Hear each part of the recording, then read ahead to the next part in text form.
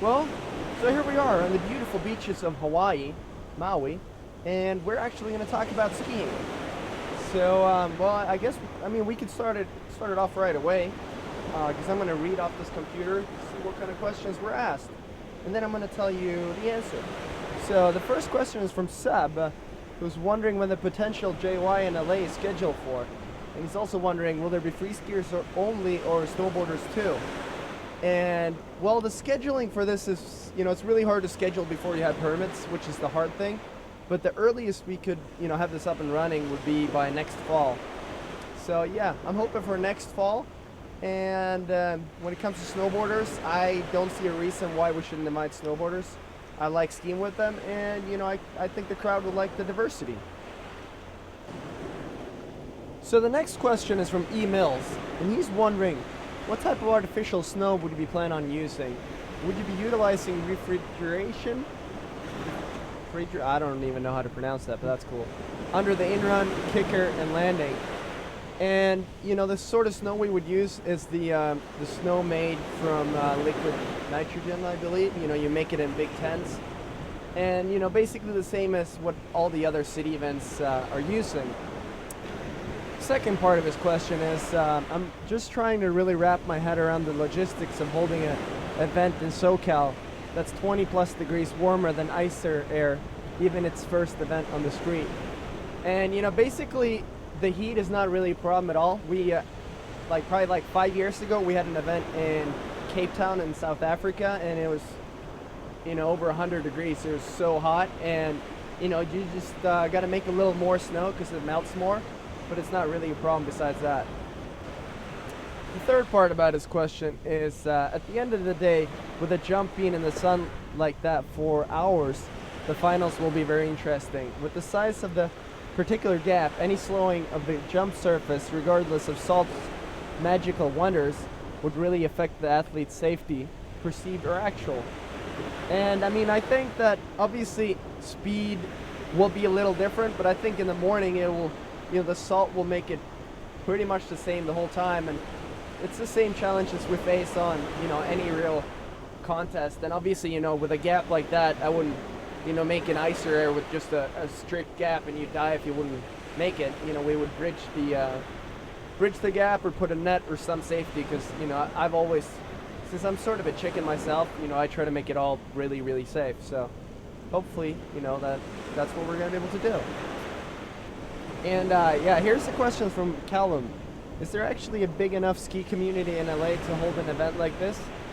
It's a cool idea to have it there, especially if it were to be close to the ocean, but it seems very impractical.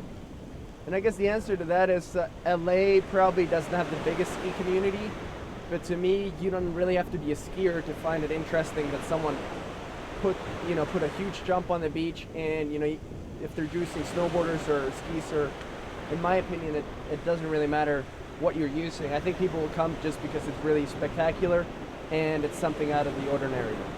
So next question is from Håkan.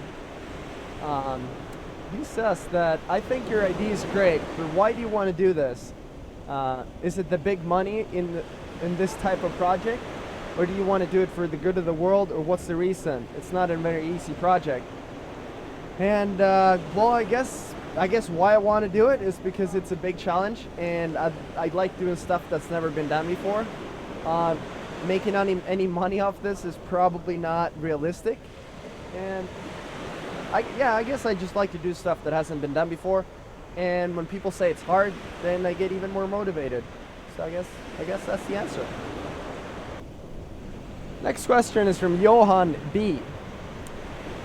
Is it possible to see the whole competition live, not just some small edits that has been edited after the comp has ended? It would be fun if we in Sweden could follow the event on the internet minute after minute.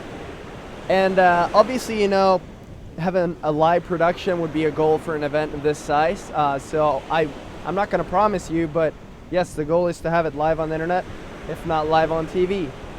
And that's how I wish all events were, but it's it's a cost that you got to weigh against other things. So yeah, I hope to be bringing it live to Sweden. Then we have Fabio. Fabio's wondering, are you going to do the North American Open again? And I wish I could tell you. I don't really know for sure yet. We're actually talking to try to figure the details out on that, the next couple weeks. But the way it looks right now, there will be a North American Open, and it looks like I will be really heavily involved in it. So, yeah. Then we have Hot Dogger. He's wondering, if you can't get the catapult, could you use the Lambo? And I would love to use the Lambo. It'd look really cool and spectacular, but then the speed would be different each time. With the towing machine, I know exactly what speed to get, so that sort of excludes the Lambo from my plans, even though I really like Lambo. Then we have Frederick. Frederick says, I love your blog, Yoon. I'm just wondering how many readers you have.